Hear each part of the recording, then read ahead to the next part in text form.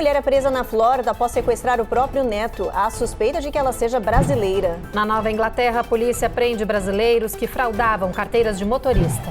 Adolescente armado invade escola no Wisconsin, mata 2 pessoas e fere outras 6. O governo mexicano cortará gastos do setor de imigração e medida pode impactar a situação na fronteira sul. E o Ministério Brasileiro do Esporte fecha parceria com uma cidade do Tennessee para investir em jovens atletas brasileiros. As partes envolvidas neste acordo esperam que este intercâmbio abra caminhos para outros profissionais brasileiros, como treinadores, e permita ainda o diálogo de instituições americanas com times de futebol do Brasil.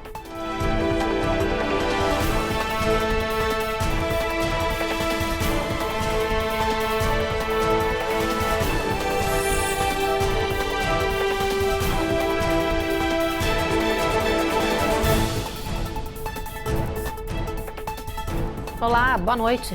Boa noite. Uma mulher foi presa na região central da Flórida, acusada de sequestrar o próprio neto. A nacionalidade dela ainda não foi confirmada pela polícia, mas há indícios de que ela seja brasileira. A polícia emitiu este alerta às 7 da manhã para toda a região da Flórida de sequestro de um menino de 5 anos, semiverbal e que tem síndrome do espectro autista. A agressora foi identificada como Kelly Day da Silva, de 50 anos, a própria avó do menino. A polícia organizou uma mega operação para encontrar o carro que a mulher estava dirigindo. Por volta das 9h45 da manhã, ela mesma procurou os agentes e se entregou. As autoridades prenderam Kelly Day da Silva por obstrução da justiça. Ela ainda não teve a nacionalidade confirmada, mas há indícios de que ela possa ser brasileira. A avó sequestrou o neto antes que os policiais e os agentes do Departamento de Custódia de Criança chegassem na casa onde a criança estava temporariamente. Os pais já tinham sido presos por também tentarem impedir o Estado de pegar o menino. O caso está sob análise da Justiça. Na Nova Inglaterra, a polícia desmembrou um grupo de criminosos brasileiros que coordenava um longo esquema fraudulento de carteiras de motoristas. Mais de 600 documentos falsos foram emitidos para indocumentados em Massachusetts, Nova York e Connecticut.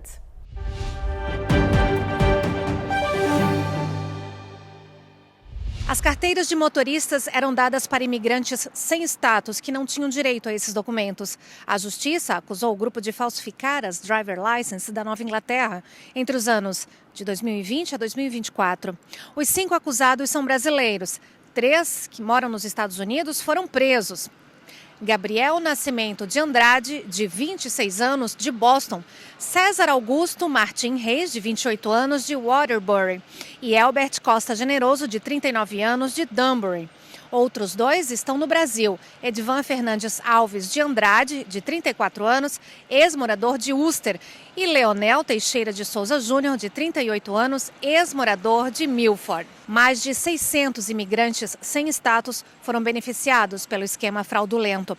Os acusados vendiam cada documento por $1.400. A polícia descobriu que os criminosos exploravam brechas nas leis de licenciamento, incluindo processos de testes online, certificados falsos e documentos fraudulentos para enganar agências estaduais. Os acusados serão levados a julgamento e, se condenados, podem pegar cerca de 15 anos de prisão, mais multa de $250 mil. Aumenta o mistério sobre os supostos drones que estão sobrevoando o Nordeste aqui dos Estados Unidos. Mais de 7 estados já estão registrando esses objetos voadores em locais restritos, residenciais e áreas de infraestrutura crítica do país. No final de semana, a atividade de drones forçou o fechamento de pistas do Aeroporto Internacional de Stewart, em Nova York. Ao mesmo tempo, o espaço aéreo da Base Aérea de Ohio também ficou sob alerta por objetos suspeitos no céu. Em Massachusetts, houve registros de possíveis drones que assustaram moradores e autoridades. Até agora, esses avistamentos, que começaram a surgir no dia 18 de novembro, já foram registrados em New Jersey, New York, Connecticut, Pensilvânia, Virgínia Virgínia e Ohio. Em Massachusetts e Califórnia, foram feitas prisões de pessoas que estavam pilotando esses objetos perto de áreas restritas. O Comitê de Inteligência da Câmara deve receber um relatório confidencial amanhã à noite sobre os misteriosos drones. Enquanto isso, o líder da maioria do Senado, Chuck Schumer, está pedindo para implantar um sistema especial de detecção que usa tecnologia de 360 graus para encontrar os drones. But because there are so many of these drones in so many places, our local authorities want and need the help. O FBI, o Departamento de Segurança Interna e as polícias federal e estadual estão investigando os casos e alegam que não há riscos à população, mas nem todos concordam com esse argumento. O congressista Eric Peterson questiona os possíveis riscos. We had a medevac helicopter diverted from taking somebody to a trauma center because of these drones. Uma pessoa já foi internada por causa de trauma desses drones. Há também o risco de colisão com um avião, com outro drone ou até o perigo dos aeroportos. É uma ameaça real à segurança das pessoas e das cidades, afirmou o congressista. Alguns políticos e moradores estão sugerindo derrubar uma das aeronaves para análises, mas esse tipo de ação é considerada ilegal no país e também de risco, já que o equipamento aéreo pode cair em cima de uma casa ou de uma pessoa na rua. Por enquanto, continuam as investigações. Agora há pouco, a Casa Branca se pronunciou, falou pouco, disse apenas que esses objetos voadores estão operando aqui no país sob a lei. E olha, o presidente eleito Donald Trump também se manifestou, disse que a Casa Branca tem mais informações sobre esses drones, mas não quer divulgar.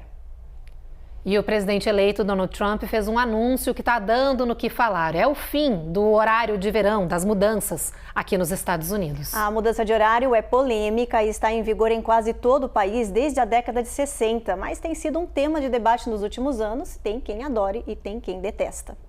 O republicano chamou a mudança de horário de inconveniente e muito cara para o país e disse que, junto ao seu partido, vai fazer de tudo para dar fim a esse sistema. Já tem um tempo que o debate sobre esse assunto se tornou recorrente aqui no país. O Congresso até tentou falar sobre esse assunto, mas assim como a população, por lá, os líderes também estão divididos. Alguns querem manter o horário padrão durante todo o ano. Outros pedem a permanência do horário de verão nos 365 dias. Adiantar os relógios em 1 hora na primavera e atrasar 1 hora no outono tem o objetivo de maximizar a luz durante os meses de verão. Segundo o senador da Flórida, Marco Rubio, a ideia do governo é não haver mais as trocas ao longo do ano e manter os dias mais longos com luz solar, ou seja, ficaria permanente o horário de verão. Os defensores da manutenção desse horário argumentam que isso levaria a tardes e noites mais luminosas e mais atividade econômica durante os meses de inverno. A seguir, grande corte de gastos do governo mexicano impactará políticas de imigração no ano que vem. E a gente fala do ataque armado a uma escola de Wisconsin que deixou feridos e mortos nessa tarde.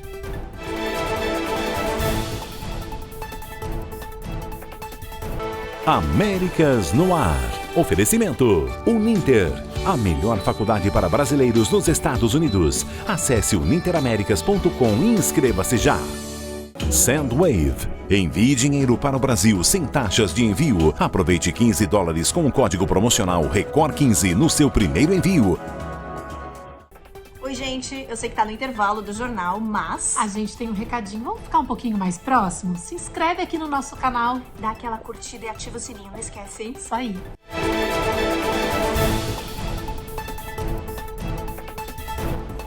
O governo mexicano anunciou para o próximo ano um corte de gastos grande para o país e isso pode impactar as relações entre o México e os Estados Unidos em um ponto bem sensível. Pois é, olha, a imigração. É que o Instituto Nacional de Imigração Mexicano é um dos setores que vai ter redução no repasse de verbas, exatamente quando o presidente eleito dos Estados Unidos, Donald Trump, ameaça impor tarifas ao país, argumentando a falta de ação para parar o fluxo ilegal para o território norte-americano.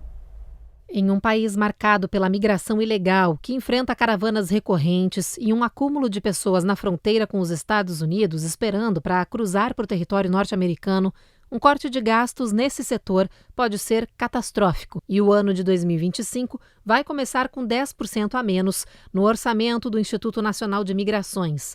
Serão mais de 10 milhões de dólares em cortes. Um valor significativo em um contexto de crescente pressão devido à chegada de Donald Trump à presidência dos Estados Unidos. De por sí ya el Instituto Nacional de Migración es bastante lento. Pues ahora esto se va a volver todavía más complicado. Para um dos responsáveis pela área de fronteira, o que deveria ser feito é um aumento no repasse, porque com o que se tem hoje já é impossível conter o fluxo de imigrantes ilegais. Pode ter impacto em aminorar certas capacidades de ação e de resposta do Instituto. A professora da Universidade Ibero-Americana diz que um corte no repasse também vai afetar a Comissão Mexicana de Ajuda aos Refugiados e tornar os processos de deportação mais lentos do que já estão. O anúncio do corte coincide com a ameaça de deportação em massa anunciada por Donald Trump, o que pode estressar ainda mais o sistema mexicano. Pues muito provavelmente vai ter que recorrer-se outra vez mais ao exército para que lhe ajude a cumprir com as tarefas pues ante a falta de recursos. José Sumano, integrante do Instituto de Imigração, acredita que será preciso acionar o exército mexicano para, de alguma forma, manter a segurança na fronteira. Esse é um exemplo de política interna que afeta a política externa e relações internacionais. México e Estados Unidos têm uma relação super complexa em relação à fronteira e um depende do outro para que o sistema funcione. E lógico, cada um culpa o outro pelas falhas e pelos problemas na fronteira. Só que isso não é só um problema para o México e para os Estados Unidos. Isso é um problema para o candidato, para a pessoa que está aplicando para asilo político, para a pessoa que está aplicando para o processo de refugiado e precisa se apresentar na fronteira. Então, essa pessoa vai sofrer com atrasos, com problemas mais burocráticos. Já é um processo burocrático, vai ficar mais burocrático pela falta de equipe, pela falta de coordenação, porque isso vai complicar. Então, a questão é, nos próximos meses, essa diminuição de investimento, essa diminuição de verbas vai afetar o processo de imigração e vai dar muito pano para manga. Susto no Texas. Um motorista invadiu uma barbearia lotada, acertando clientes e também crianças. Após a morte de um CEO de seguradora de saúde em Nova York, aumentaram as ameaças contra os executivos desse setor aqui nos Estados Unidos. E esses dois são alguns dos nossos destaques do Giro de Notícias. A polícia prendeu Brianna Boston na Flórida. A mulher ameaçou sua companhia de seguros por telefone, citando as mesmas palavras que mataram o CEO da United Healthcare em Manhattan: delay, deny, depose. Ela foi condenada a 15 anos de prisão. Em Seattle, um painel eletrônico em plena rodovia começou a divulgar a seguinte mensagem: um CEO a menos, muito mais para ir. A polícia abriu uma investigação. Em Nova York, várias fotos de executivos de seguradoras de saúde foram espalhadas na cidade com a mensagem de procura-se. A polícia condenou as ameaças e prometeu prender os culpados. No Texas, um vídeo chocante. Um carro atravessou a parede e invadiu uma barbearia lotada de pessoas. Vários clientes ficaram feridos, entre eles uma criança de 11 anos. A polícia disse que o motorista teria feito um procedimento de diálise minutos antes e que aparentemente desmaiou no carro logo após engatar a marcha ré. O homem só teria acordado depois que o carro invadiu a barbearia. O menino de 11 anos teve que ser submetido a uma cirurgia de emergência para estancar um sangramento interno, mas passa bem. As outras pessoas tiveram ferimentos leves. Outro motorista também perdeu a direção, mas desta vez em Redlands, na Califórnia. O carro foi parar na piscina de uma academia que funcionava 24 horas. Por sorte, não havia ninguém na água. O motorista foi resgatado sem ferimentos. O incidente aconteceu por volta das 9h30 da noite de sábado. A polícia disse que o homem se atrapalhou com os comandos e perdeu o controle do carro. Ele foi preso. Não há informações se o homem estava ou não sob influências de álcool ou drogas. Um atirador abriu fogo em uma escola de Wisconsin nesta segunda-feira com uma arma 9mm. Até o momento, estão confirmadas 3 mortes. O ataque foi na cidade de Madison, no colégio Abundant Life Christian, que é privado. E o autor dele é um adolescente aluno da instituição. Ele está entre os mortos na tragédia. A polícia diz que não fez qualquer disparo dentro da escola quando chegou, o que indica que o jovem tirou a própria vida. As outras 2 vítimas fatais são um estudante e um professor. Neste momento, 6 feridos, incluindo crianças, seguem internados no hospital da cidade, a maioria em estado gravíssimo. Segundo o site K-12 School Shooting Database, esse foi o tiroteio de número 322 deste ano em escolas norte-americanas. Este é o segundo maior total da série histórica desse banco de dados, iniciado em 1966. Depois do intervalo, 1 em cada 4 pais ameaça cancelar o Natal e a entrega de presentes por mau comportamento. E tem reportagem sobre o aumento do uso da modalidade Compre Agora e Pague Depois aqui nos Estados Unidos.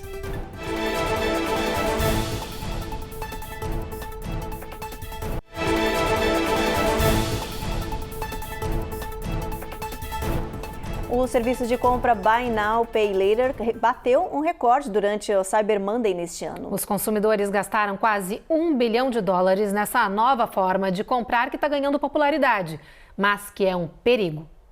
Mais moradores do país estão aderindo ao Buy Now, Pay Later, um serviço de compra que permite adquirir algum produto sem necessidade de pagamento imediato. O problema é que o aumento na procura desse serviço mostra que cresceu o número de pessoas incapazes de pagar pelo que se consome, ou seja, mais gente está se endividando. Um novo relatório do governo mostra que só na Cyber Monday os consumidores gastaram quase $1 bilhão usando o Compre Agora e Pague Depois. Esse foi um valor recorde para um único dia.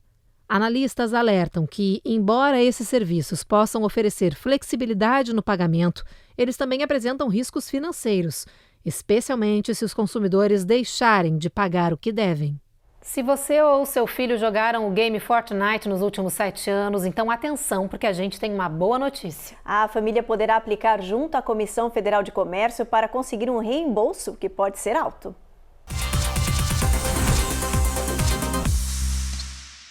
O Fortnite é um jogo que conquista todas as idades desde que foi lançado em 2017.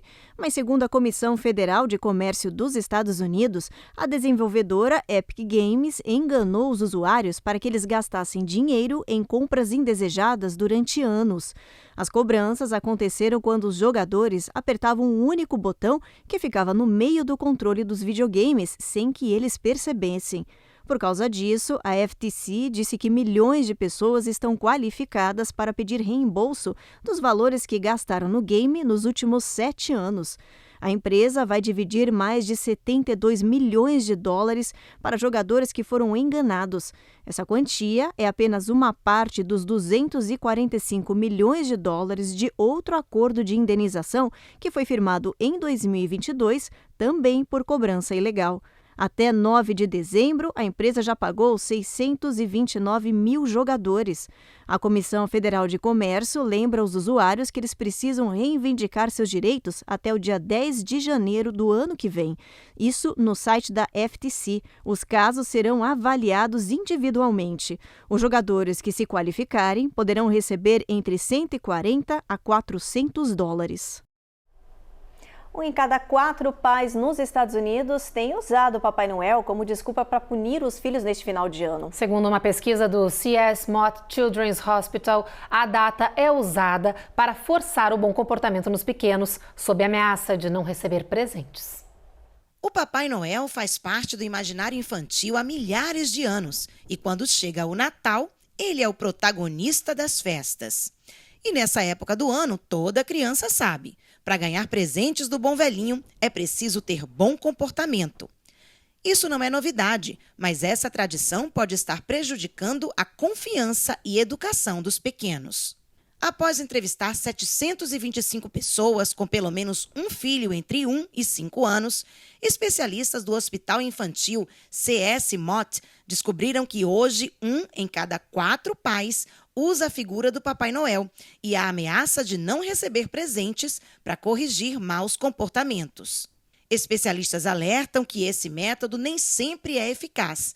Quando os pais não cumprem a ameaça, O tiro pode sair pela culatra, prejudicando a confiança e o entendimento das crianças sobre limites.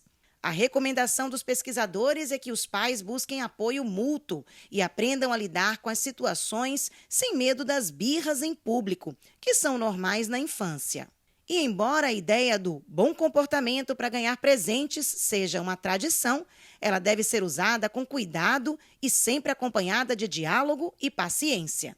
Psicólogos ainda aconselham, mais do que presentes, o importante mesmo é criar boas memórias e fortalecer laços familiares. A contagem regressiva para o Natal começou, mas o risco no atraso das entregas de encomendas pode acabar com o espírito natalino. Pois é, olha, os Correios estão alertando que tempestades de inverno, itens fora de estoque e uma série de outros problemas podem causar lentidão nas entregas dos dias que antecedem a véspera de Natal. Hoje, mais de metade dos moradores do país diz estar preocupada com possíveis atrasos nas entregas nessa temporada de festas. Isso de acordo com um estudo feito pela badcredit.org. Por isso, atenção aos prazos para que suas remessas cheguem até o dia de Natal. Pelo UPS, as encomendas normais devem ser despachadas até o dia 18, quinta-feira. Já pacotes prioritários e express até o 19 e 21. Mas se a sua entrega tem o destino Alasca ou Havaí, o prazo das encomendas normais terminou hoje. As prioritárias e express ainda podem chegar a tempo se despachadas até o dia 20. Outra opção é o FedEx, que tem entregas mais rápidas. Dependendo do despache, a data limite é o dia 23 de dezembro. No próximo bloco, nova tempestade de neve afeta o Tri-State, na costa leste do país. E mais, intercâmbio esportivo vai permitir jovens atletas brasileiros a estudarem aqui nos Estados Unidos.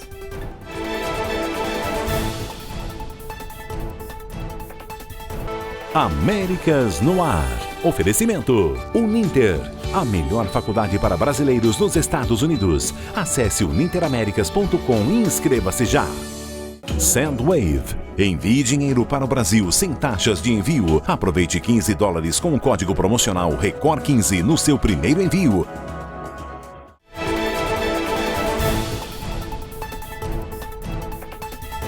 As tartarugas marinhas da espécie Camp's Ridley estão em perigo crítico de extinção e um grupo desses animais foi encontrado encalhado nas águas de Cape Cod, em Massachusetts. Sofrendo com frio extremo que atinge essa parte do país, as 20 tartarugas estavam apresentando reações hipotérmicas, que ocorre quando a espécie é exposta à água fria demais por um período de tempo prolongado. Esses animais geralmente não suportam temperaturas abaixo dos 50 graus Fahrenheit, porque essa condição faz com que eles parem de comer e nadar.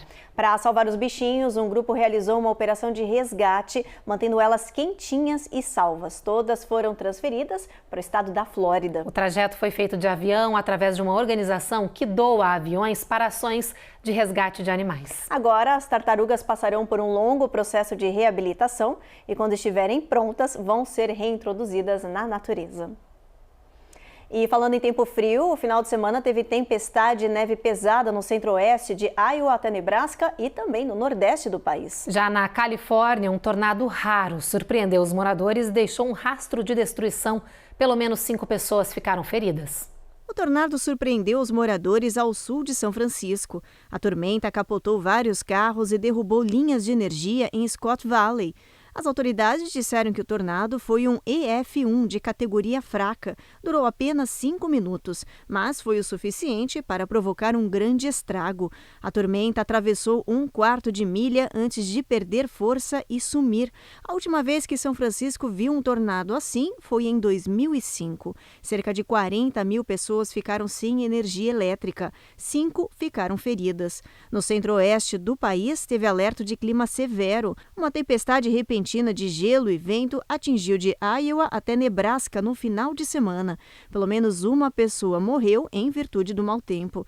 A tempestade de inverno também atingiu o Tri-State com chuva, frio e neve. Nova York, Nova Jersey e Connecticut ainda ficaram sob alerta nesta segunda-feira para estradas escorregadias. São esperadas chuvas esporádicas e temperaturas baixas até o meio da semana nessa região. Hora da nossa previsão do tempo, vamos ver como é que vai estar o clima amanhã em boa parte do país. Dá uma olhadinha no nosso mapa, a gente começa com Boston, aí não tem sol nessa região, mínima de 38. Nova York a gente tem tempo encoberto com mínima de 39 e máxima de 57. Sol entre nuvens também em Norfolk, em Atlanta. Já na Flórida a gente tem um pouco de chuva ao longo dessa região. Miami tem trovoadas com mínima de 72, máxima de 81. New Orleans chove também e em Houston mínima de 62, máxima de 79, Evelyn. Em San Antônio, previsão é de tempestade, mínima de 63. Em El Paso, bastante sol, a máxima passa de 70. Já em Albuquerque, mínima de 30 e máxima de 56 graus Fahrenheit. Em Phoenix, previsão é de sol entre nuvens. Em Los Angeles, no sul da Califórnia, também por lá, máxima atingindo 72. Em São Francisco, continua a mesma situação, mas por lá a máxima fica abaixo dos 60 graus.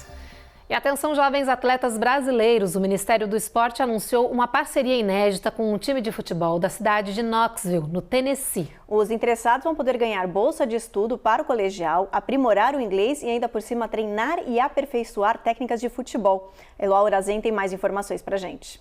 A iniciativa coloca estudantes brasileiros do ensino médio no ataque de um intercâmbio cultural e esportivo. A ideia é que os alunos concluam seus estudos em Knoxville, no Tennessee, enquanto lapidam seu talento com a bola nas categorias de base da equipe local. Além de bolsa de estudo integral, os jovens selecionados serão hospedados em casas de famílias da comunidade, proporcionando a eles uma imersão completa na língua inglesa.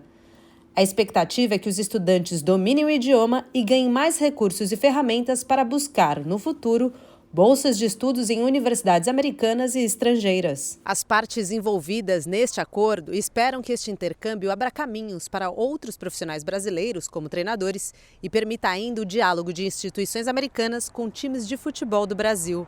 Ainda não há informações de quais alunos serão beneficiados, nem detalhes dos requisitos para participar deste projeto. Um grande projeto que certamente vai unir duas das grandes potências mundiais. O Brasil, como conhecido, um grande celeiro de jogadores de futebol, e os Estados Unidos, dado o alto investimento no esporte, o maior celeiro hoje de muitos desportistas do mundo. Certamente uma oportunidade única para os nossos jovens, que poderão desfrutar de toda a tecnologia que os Estados Unidos oferecem, podendo aí também complementar os seus estudos, frequentar boas universidades, fazer um intercâmbio cultural e aí alçar voos ainda maiores, e tudo isso através de um processo imigratório simplificado, através do visto de estudante, o F1, ou até mesmo do visto de intercâmbio, o J1, sem precisar de grandes esforços migratórios, vistos mais difíceis, o que às vezes torna o processo muito complicado.